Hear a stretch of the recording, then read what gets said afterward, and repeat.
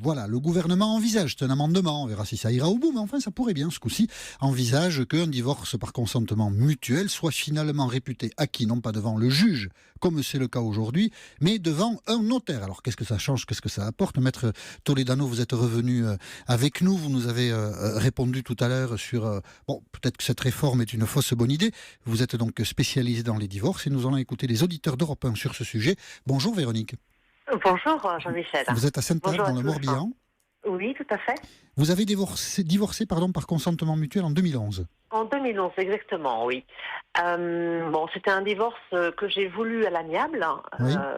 Bon, mon ex-mari était totalement en faute. Mais bon, mes parents ont vécu un divorce de 20 ans. Donc je ne voulais pas, surtout Le pas reproduire. faire subir ça à mes filles, parce que j'ai D'accord. 3 filles. Oui. Et donc j'ai voulu que ça se passe très très bien. Donc c'était très très vite. J'ai pris un avocat, mon ex-mari a pris un avocat, on est passé D'accord. devant le juge et je me suis fait avoir, mais de A à Z, Ah. vraiment. Vous êtes fait avoir, c'est-à-dire dans les pensions qui vous ont été versées Tout à ou fait, les pensions, parce le que partage c'était du garde patrimoine alternée. D'accord. Voilà, c'était garde alternée, et puis mes filles ne voulaient pas aller chez leur père. J'ai pas eu de compensation indemnisatoire, enfin Prestation compensatoire. voilà, tout à fait.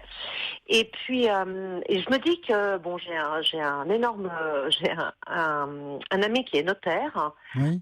qui est le parrain d'une de mes filles, et j'aurais préféré passer devant un notaire plutôt que devant un juge, parce que le juge, on est un numéro.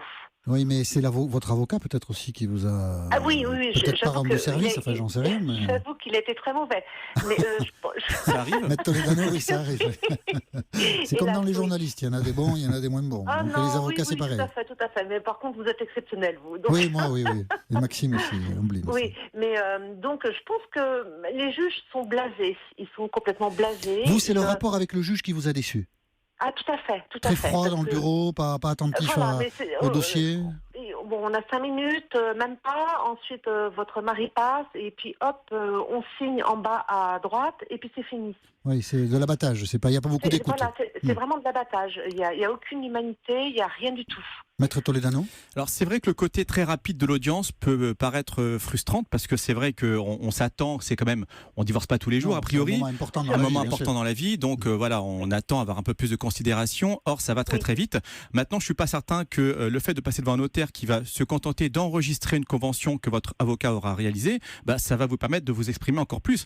À mon avis, c'est le contraire. Il y a des juges quand même qui prennent le temps de vérifier vraiment profondément l'accord que vous avez trouvé avec votre mari, également votre consentement, que vous avez bien compris toutes les clauses. A priori, le juge relit la requête quand même. Alors Ah oui, ça oui, va vite, oui. mais au moins il fait cette démarche minimaliste. Peut-être d'après vous, Maître Toledano, le notaire ne fera pas. Bah, C'est ce que vous voulez dire. le notaire, ce qui est certain, c'est qu'il sera là pour enregistrer une convention. Il n'est pas là pour remettre en question la convention, pour vérifier votre accord. Simplement, il va peut-être relire la convention très rapidement, mais c'est tout. C'est un enregistrement. Il n'est pas là pour. Il n'a pas la même formation qu'un juge d'affaires familiales qui théoriquement arrive à déceler si un époux s'est fait forcer la main. Alors, Oui, Véronique. je suis entièrement d'accord avec vous. C'est vrai que moi, j'ai eu affaire au notaire lors d'achat et de vente de maisons, et je sais que c'est pas eux qui s'occupent de l'affaire, ce sont leurs clercs de notaire. Donc, peut-être que pour le divorce, ce sera pareil. Mais ce que je veux dire, c'est qu'au niveau des juges, il y a un souci à se faire quand même, parce que, comme vous disiez, Jean-Michel Apathy tout à l'heure, pour le consentement mutuel, vous disiez, oui, mais enfin, le couple est au courant des requêtes, etc.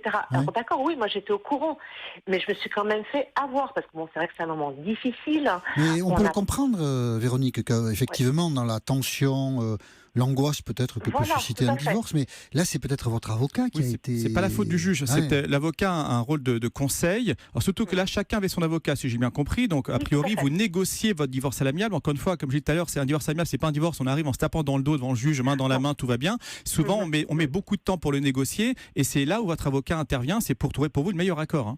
Oui.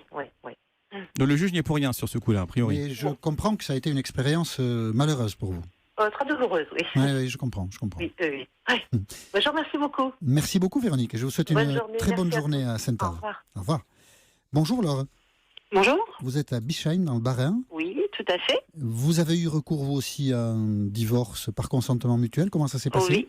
Bah moi très bien. Oui. Bah très bien parce qu'en fait on était d'accord sur tout, sur les enfants, sur tout, donc ça n'a vraiment posé aucun problème. Et pour le coup, moi, ça m'aurait bien arrangé de ne pas avoir à passer devant un juge et devant... qui était pour moi une perte de temps, puisque de toute façon... on n'a même pas fait en gros ce que le juge nous a indiqué de faire parce qu'on a fait un peu après, au final, pour les enfants, ce que nous, on avait besoin et ce qu'on ressentait le mieux pour eux. C'est-à-dire le juge, vous étiez d'accord, vous vous présentez devant lui et il vous a conseillé certaines choses ? Bah en fait, on voulait une garde alternée, comme on habitait côte à côte, ça n'avait pas été accordé, mais au final, les enfants étaient quand même grands, ils avaient 14-16 ans, donc nous on l'a quand même fait. On s'est entendu sur plein de choses et ça s'est très bien passé. Donc c'est vrai qu'au final, quand vraiment tout se passe bien, mais vraiment tout se passe bien, je pense qu'effectivement passer devant un notaire serait une bonne chose, mais à ce moment-là, éventuellement, honnêtement, pourquoi encore prendre un avocat ? D'accord. Restez avec nous, Laure.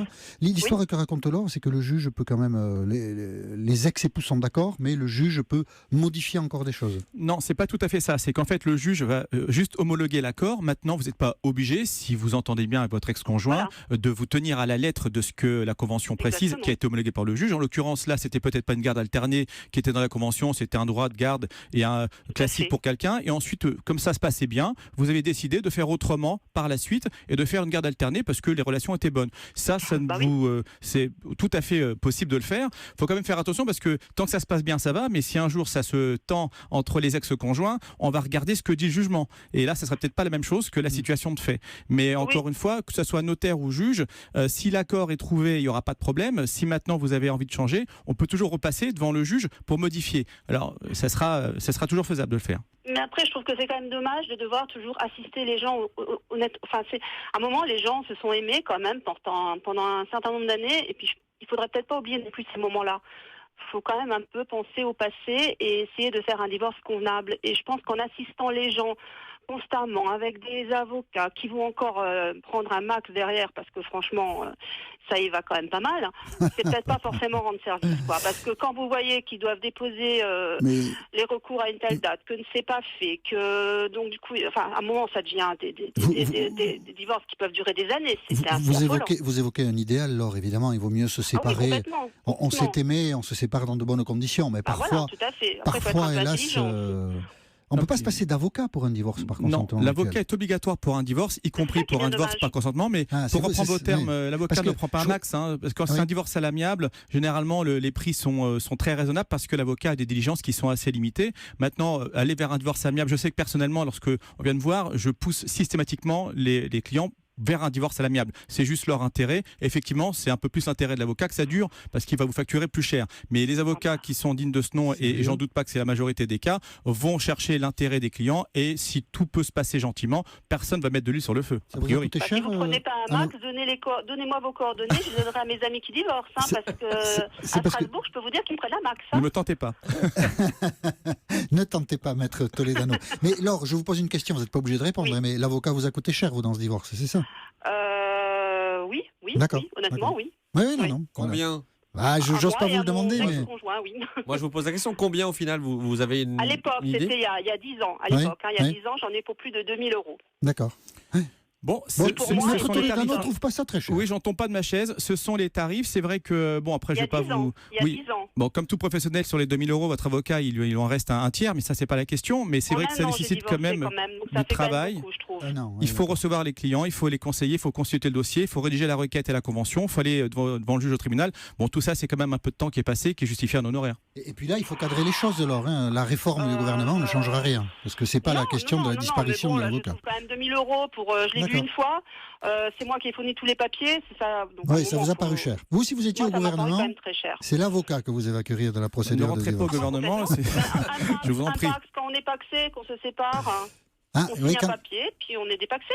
Quand on est paxé, pourquoi pas faire les mêmes choses ? On n'a pas besoin forcément de passer par un notaire. On passe par un notaire quand il y a des biens, des choses en cours, mais sinon on n'a pas besoin. Donc pourquoi absolument Pourquoi ne pas aligner le mariage, Laure ? C'est la question que nous allons poser tous les deux à Maître Toledano.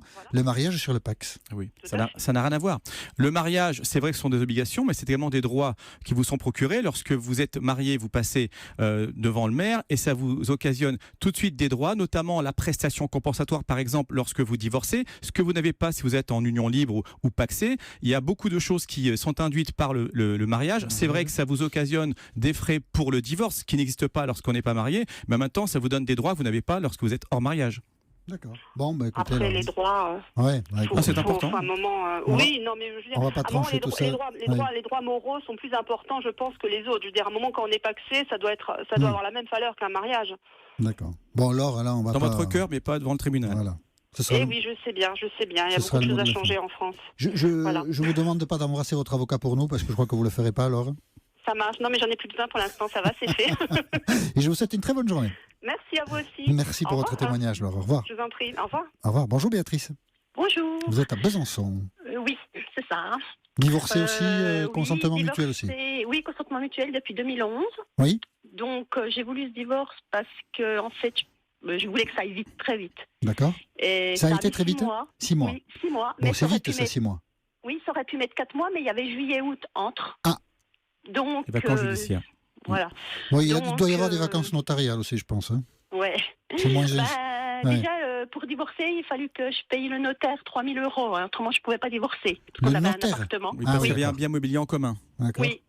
Donc, il a fallu réunir l'argent, autrement, je ne pouvais pas divorcer. Donc, c'est un petit peu... Si vous, bon. vous pouviez, en vendant votre bien avant, évidemment, mais si vous voulez divorcer en gardant un bien, vous êtes obligé de voir le notaire avant de divorcer.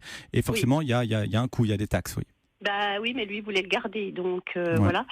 Et bon, moi j'avais pris cette décision, il était d'accord. Bon, on s'était mis d'accord sur tout. On n'avait qu'un avocat. Oui. Et bon, ça s'était bien passé. Mais au moment, quand on est passé devant le juge, bon, on est passé chacun 5 minutes, tout allait bien. Et tout d'un coup, quand il est passé tout seul, il a dit, bah non, du coup, je veux pas qu'elle garde le nom. Donc bon, voilà, C'est-à-dire l'avocat est revenu. il est revenu sur une partie de l'accord que vous avez conclu, voilà. d'accord. Alors D'accord. l'avocat est venu, elle m'a dit, oh là là, il y a un problème, il veut que vous changiez de nom, qu'est-ce qu'on fait Parce qu'elle m'avait dit s'il y avait un truc, ça pouvait pas être accepté. Oui. Moi, j'ai dit, écoutez, pour le nom, c'est bon, j'accepte et tout, donc ça s'est fini comme ça. Bon, il y avait les histoires pour ma fille, on était d'accord sur tout, mais après, pour l'histoire de ma Du fille, nom. bah oui, on était d'accord, mais en fait, après, il y avait la clause, s'il la prenait pas, fallait tant, voilà, il y a le truc obligatoire. Mais en fait, il la prend quand il veut, tout. Donc en fait, moi, j'aurais préféré en fait une garde alternée, en fait. Maître Toledano. Oui, c'est important de préciser à travers votre témoignage que justement lorsqu'on signe la convention de divorce, on a beau signer une convention de divorce, c'est pas pour autant que ça va rester comme ça, figé et gravé dans le marbre. C'est pour ça qu'on passe devant le juge, parce que lorsqu'on va devant le juge, on peut tout à fait changer d'avis. D'ailleurs, le juge pose 2 questions. C'est simple, il n'en pose pas 3, il en pose 2. Premièrement, est-ce que vous êtes toujours d'accord pour divorcer ? Oui. Et on peut très bien dire, je ne suis plus d'accord. Dans ces cas-là, on s'en va, au revoir et merci. Et la convention, vous allez signer, mais peu importe. Et deuxième question, est-ce que quelque chose va changer ? Est-ce que vous voulez changer quelque chose à la requête ? Est-ce que vous êtes toujours d'accord sur l'accord ? Et là, effectivement, des conjoints peuvent dire, je veux changer quelque chose. Parce que quelques mois peuvent passer, on peut changer d'avis, on peut avoir l'impression qu'on s'est fait avoir, entre guillemets, et donc on peut utiliser le juge, entre guillemets, pour changer une clause. Ça sera plus le cas s'il n'y a pas le juge, puisque devant le notaire, je ne pense pas qu'il va venir vous modifier la convention, il va juste l'homologuer. Donc parfois, c'est vrai que c'est utile d'avoir quand même cette double sécurité, la convention qu'on signe et le juge qui valide l'accord. Bah oui, c'est sûr. Maxime. Ouais, Maxime. Oui, juste une question, un point à préciser, parce qu'il y a un internaute qui nous dit c'est faux, on n'a pas besoin d'avocat pour divorcer. Ah si, Ah si. si. Ah si, si. Obligatoire. On parle bien d'un divorce, on ne parle pas si vous n'êtes pas marié, vous voyez le juge pour modifier une garde, une pension, pas besoin d'avocat, c'est vrai. Pour un divorce, l'avocat est obligatoire puisque ça se passe dans le tribunal de grande instance et donc on doit être représenté par un avocat, c'est obligatoire. D'accord. Tout à fait. Bon, Tout à fait. vous confirmez, Béatrice. Tout à fait, c'est ça, c'est obligé. Merci pour votre témoignage. Bon, bah merci, au revoir. Et je vous souhaite une très bonne journée. Merci vous aussi. Au revoir. Romain, au revoir. Romain, bonjour. Oui, bonjour. Vous êtes à Brie-sur-Marne. Oui, c'est ça. Divorcé ? Non, moi je suis célibataire, je n'ai jamais été marié, mais c'est ma sœur qui a vécu cette situation. Oui. Et alors, elle a divorcé dans quelles conditions ? Donc elle a divorcé par consentement mutuel et c'était un faux consentement mutuel en fait. Ça aurait pu être un divorce pour faute, mais c'est vrai que pour gagner du temps et par pression de son ex-époux, de la famille, des enfants pour aller au plus simple, elle est passée par le consentement mutuel. D'accord. Et elle voulait juste s'en débarrasser. Au final, elle a accepté toutes les demandes de son ex-mari et elle s'en est mordu les doigts pendant longtemps après. Et c'est pour ça que et encore là, le juge, pour moi, n'a pas fait bien son travail parce qu'il n'a pas bien vérifier que le consentement de ma sœur était intègre. Bah, Mais, il était pour réputé moi, acquis, donc c'est pas facile pour un juge non plus de s'immiscer oui, dans non, une non, vie intime. non, bien sûr. Mais bon, je ne reproche pas grand Non, chose non, parce qu'à d'accord. partir du moment où ma sœur s'est prononcée pour ça, voilà. Mais moi, ce qui m'inquiète, c'est avec la réforme de la Oui. déclaration du juge, on n'aurait vraiment aucun garde-fou. C'est-à-dire que des situations comme ma sœur ou comme d'autres personnes Oui, je comprends. ne pourraient vraiment pas être. On ne pourrait pas vérifier leur consentement et donc ce serait la voie à toutes les pressions entre époux.